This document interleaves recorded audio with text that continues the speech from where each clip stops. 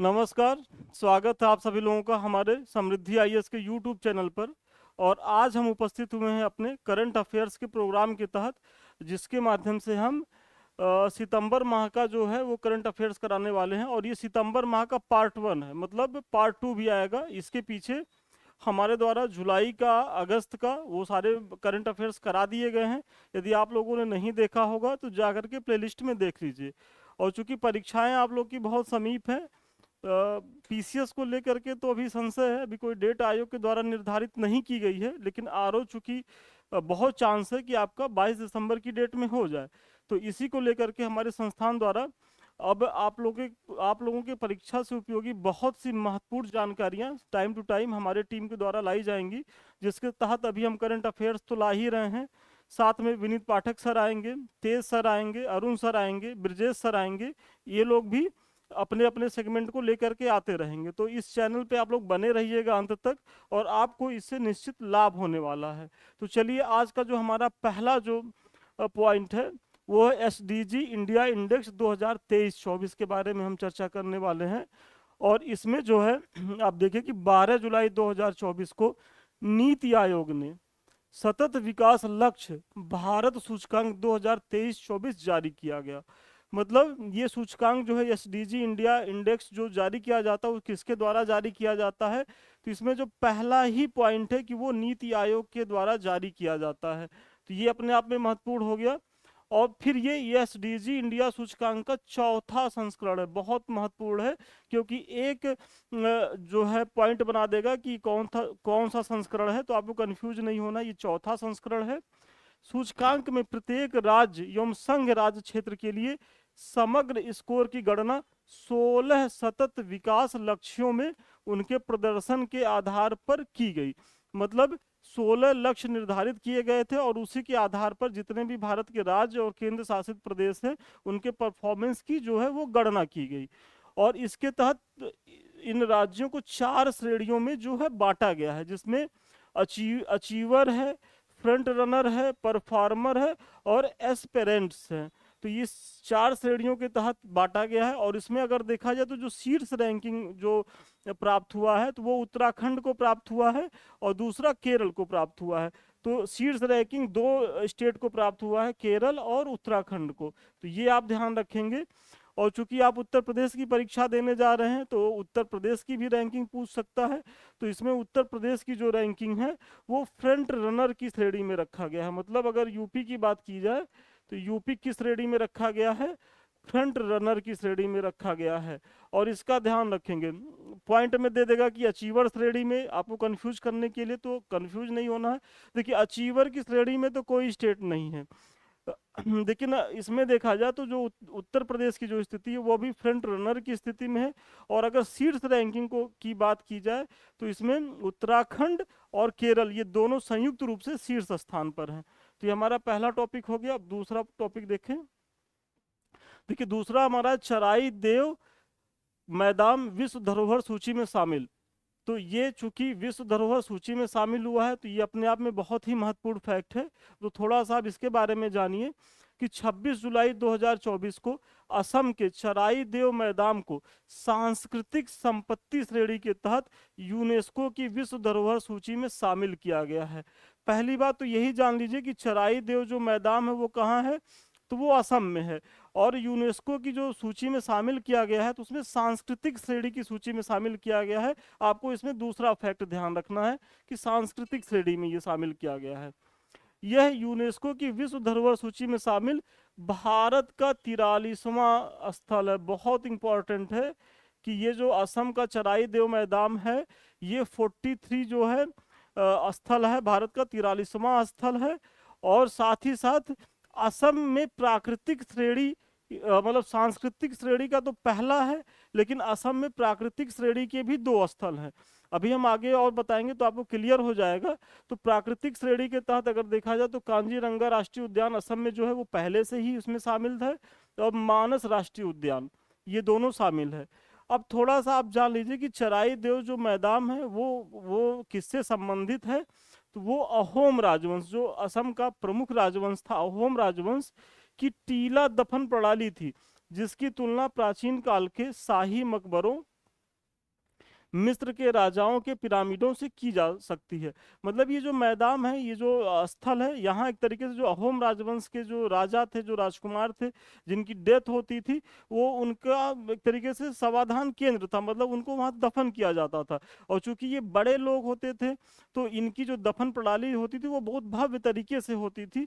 तो उसी को लेकर के यूनेस्को ने इसे सांस्कृतिक श्रेणी में शामिल किया है। चलिए थोड़ा आगे और देखते हैं। देखिए, भारत के 43 यूनेस्को विश्व धरोहर स्थल हैं, ये तो मैंने पीछे बता दिया। अब इसका डिवीजन भी देख लीजिए, क्योंकि मुझे ये अच्छी तरीके से याद है कि पीसीएस के एग्जाम में इसी डिवीजन को पूछ लिया था कि अगर ये 43 स्थल हैं यूनेस्को के, तो इसमें कितने सांस्कृतिक स्थल हैं, कितने प्राकृतिक स्थल हैं, और कितने जो है वो मिश्रित स्थल हैं। तो इसमें देखिए तो 35 जो है वो सांस्कृतिक स्थल हैं, 7 जो है वो प्राकृतिक स्थल है, और एक जो है इसमें वो है मिश्रित स्थल है। तो टोटल 43 में 35 जो है वो कौन से स्थल है? सांस्कृतिक, 7 प्राकृतिक, और एक जो है वो मिश्रित स्थल है। अब थोड़ा सा ये जो समिट हुई है, जो विश्व धरोहर के तहत जिसका निर्धारण किया गया, तो वो चूंकि इस बार भारत में हुई है, तो आपको इसका भी ध्यान रखना है कि 21 से 28 जुलाई 2024 के बीच भारत मंडपम नई दिल्ली में इसका आयोजन हुआ है। और चूंकि भारत द्वारा पहली बार इसकी मेजबानी की गई है, तो ये भी अपने आप में बहुत महत्वपूर्ण फैक्ट हो जाता है। उसके बाद इसमें भारत के चराई देव मैदान सहित कुल 24 नए स्थलों को जो है धरोहर सूची में शामिल किया गया है। तो अब इस टॉपिक से मुझे पूरा भरोसा है कि यदि कोई भी प्रश्न बनेगा, चूंकि महत्वपूर्ण टॉपिक है, तो आप लोग करने में सफल होंगे। और देखिए, मेरा इस तरीके से कराने के पीछे का उद्देश्य यही है, क्योंकि अब आप लोगों की जो परीक्षाएं हैं, जो पूछा जा रहा है परीक्षा में, जो प्रश्न पूछा जा रहा है, वो बहुत डेप्थ जाके पूछा जा रहा है। अब वन लाइनर का जमाना चला गया है। आप पीछे आरओ का पेपर देखे होंगे, यूपी पीसीएस का पिछला 23 का आपने प्रीलिम्स का पेपर देखा होगा। तो अब वो स्थिति नहीं है कि आप जो है वन लाइनर करंट अफेयर्स पढ़ के जाइए और आपकी चीज़ें हो जाए। जब तक टॉपिक को आप डिटेल से नहीं पढ़ेंगे, तब तक आप कर नहीं पाएंगे, क्योंकि अब स्टेटमेंट बेस्ड प्रश्न जो है वो आयोग ज़्यादा पूछ रहा है। तो इसी के तहत ये हमारा भी ये है कि अगर किसी टॉपिक पे हम यहाँ पर करवाएं, तो कम से कम एटलीस्ट इस टॉपिक पे आप एकदम आश्वस्त हो जाइए कि नहीं, अगर समृद्धि की संस्थान के द्वारा, संदीप सर के द्वारा कराया गया है, तो वो फिर आप लोग वहाँ से संतुष्ट रहें कि अब यहाँ से प्रश्न आएगा तो आपका गलत नहीं होगा। तो इसीलिए थोड़ा सा क्लास लंबा भी हो जा रहा है, लेकिन क्या करिएगा, बड़ी चीज प्राप्त करने के लिए बड़ा परिश्रम करना होता है और धैर्य पूर्वक परिश्रम करना पड़ता है। तो धैर्य पूर्वक वीडियो को देखिए, अंत तक बने रहिए। निश्चित तौर पर आपको करंट अफेयर्स को लेकर के यहाँ से बहुत लाभ होगा। और जब आप परीक्षा दे के निकलेंगे, तो करंट अफेयर्स को लेकर के सबसे ज़्यादा हमारा ही चेहरा आपको याद आएगा, ये मुझे पूरा विश्वास है। चलिए अगले टॉपिक को देखते हैं। देखिए, अगले टॉपिक से जाने से पहले एक महत्वपूर्ण सूचना आपको हम बता दें कि आरओ का जो है हमारा जो बैच है वो लॉन्च हो गया है हमारे संस्थान के द्वारा।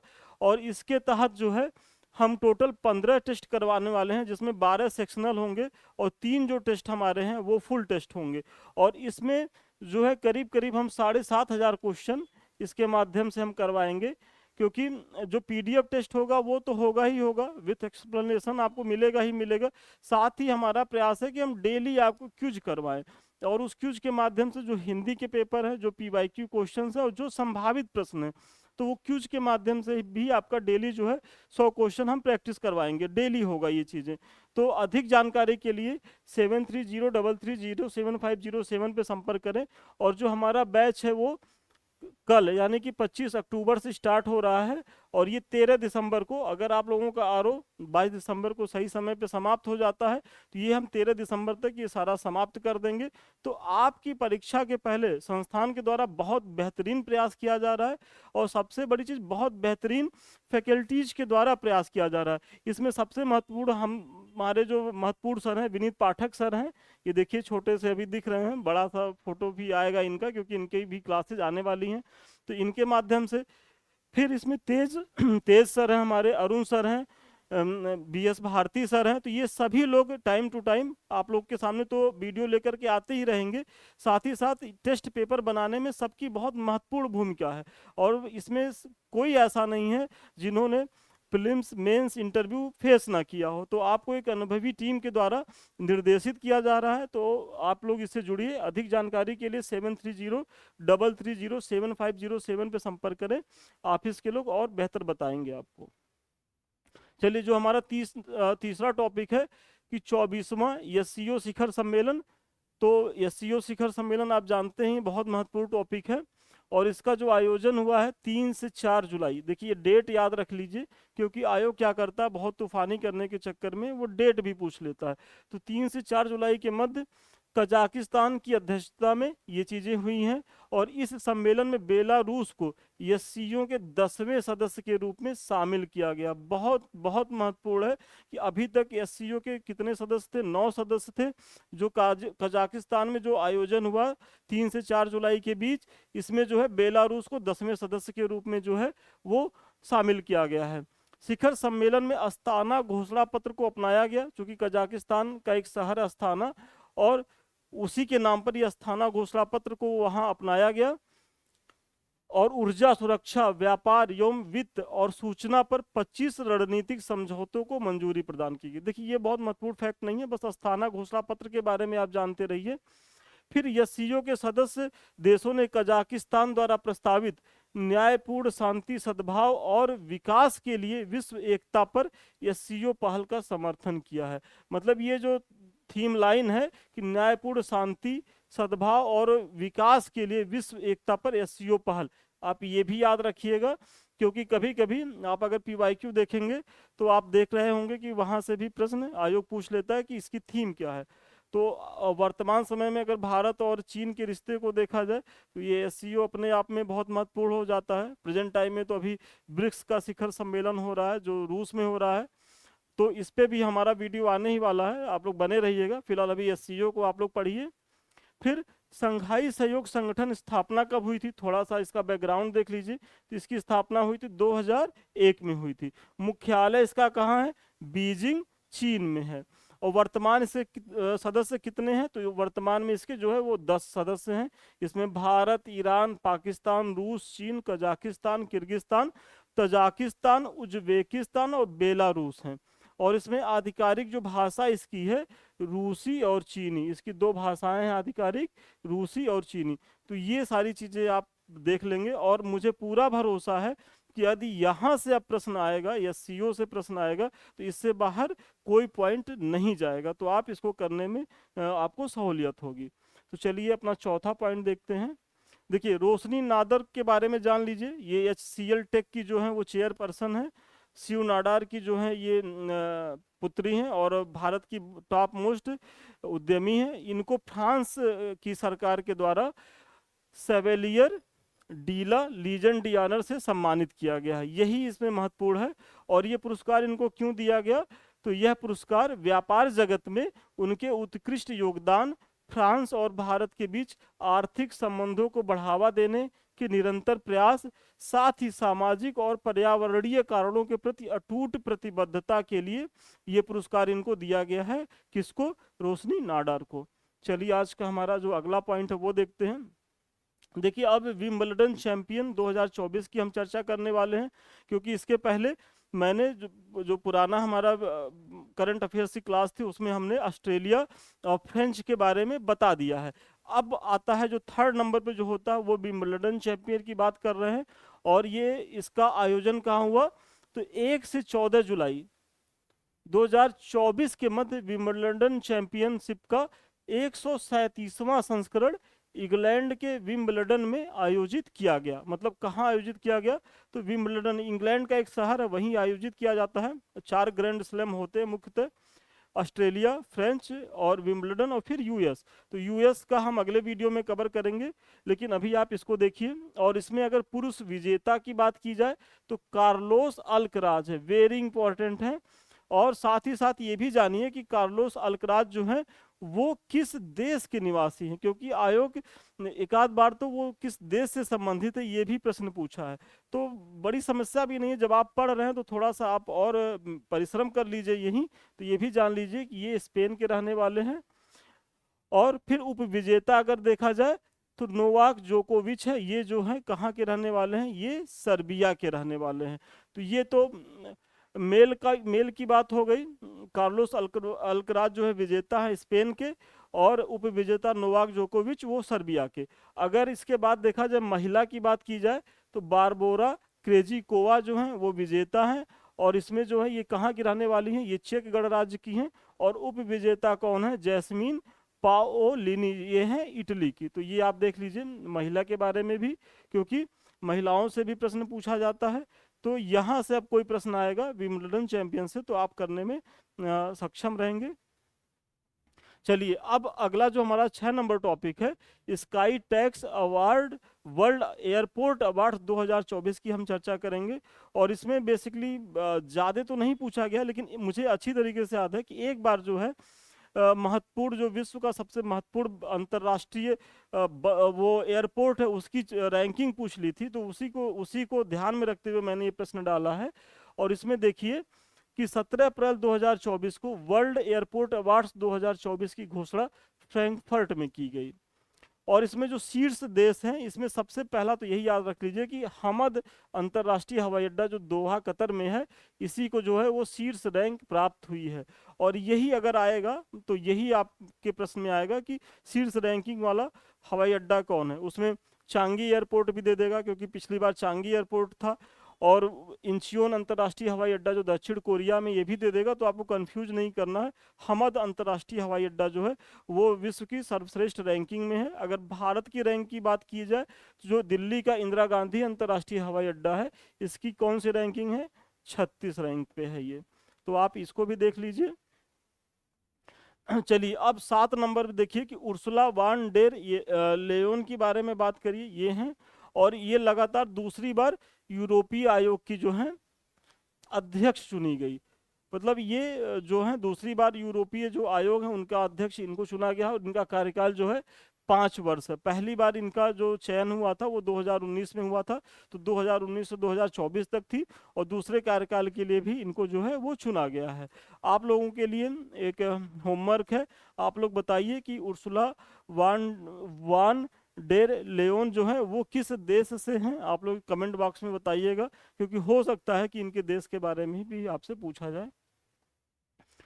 चलिए एलिस मिनरो हैं, और एलिस मिनरो ये हैं, इनका निधन हो गया है और इसलिए ये अभी चर्चा में है। ये प्रसिद्ध कनाडाई लेखिका एवं साहित्य की नोबेल पुरस्कार विजेता है। चूंकि ये नोबेल पुरस्कार है, और जब कोई भी महत्वपूर्ण नोबेल पुरस्कार जो प्राप्त व्यक्ति होता है, जब उनकी डेथ होती है, तो अमूमन वहाँ से भी प्रश्न आयोग कभी कभार पूछ लेता है। तो उसी के ध्यान में रखते हुए मैंने इस फैक्ट को डाला है। तो आप जानिए कि कनाडाई लेखिका है, मतलब ये कनाडा की रहने वाली हैं। और वर्ष 2013 में साहित्य का नोबेल पुरस्कार जो है वो इन्हें मिला है, तथा 2009 में इन्हें मैन बुकर इंटरनेशनल प्राइज भी प्रदान किया गया है। मतलब 2013 में ये तो साहित्य का नोबेल तो पाई हैं, उसके पहले इन्हें मैन बुकर इंटरनेशनल प्राइज से भी सम्मानित किया जा चुका है 2009 में। चलिए 9 नंबर देखिए, उत्तर प्रदेश राज्य राजधानी क्षेत्र। आप सभी जान रहे होंगे कि इस समय उत्तर प्रदेश में जो भाजपा सरकार है, योगी जी हैं, बहुत सक्रिय हैं और बहुत ज़्यादा नवोन्मेष कर रहे हैं, नई नई चीज़ें ला रहे हैं। उसी के तहत प्रदेश सरकार जो है वो दिल्ली एनसीआर की तर्ज पर वहाँ एक डेवलप कर रहा, टाउनशिप डेवलप करने की योजना है। और उसी के तहत 19 जुलाई 2024 को, देखिए डेट याद रखिएगा, उत्तर प्रदेश सरकार के आवास एवं शहरी नियोजन विभाग द्वारा राष्ट्रीय राजधानी क्षेत्र की तर्ज पर उसके गठन की अधिसूचना जो है वो जारी की गई है।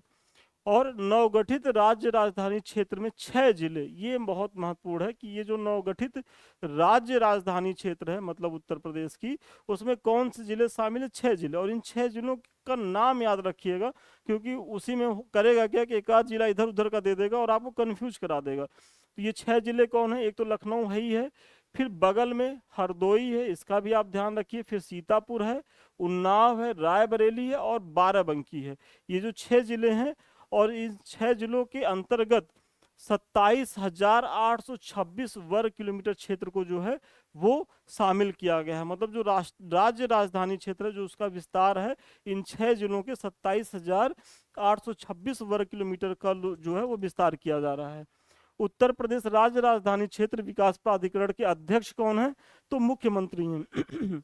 बहुत इंपॉर्टेंट है, कि अगर पूछा जाए कि इसके अध्यक्ष कौन है, तो आप लोग कंफ्यूज नहीं होइएगा। गवर्नर को दे सकता है, वित्त मंत्री को दे सकता है, या प्रमुख सचिव को दे सकता है, तो आप कंफ्यूज नहीं होइएगा। इसके जो अध्यक्ष हैं वो सीएम खुद हैं, और अगर उपाध्यक्ष की बात की जाए तो वो प्रमुख सचिव हैं।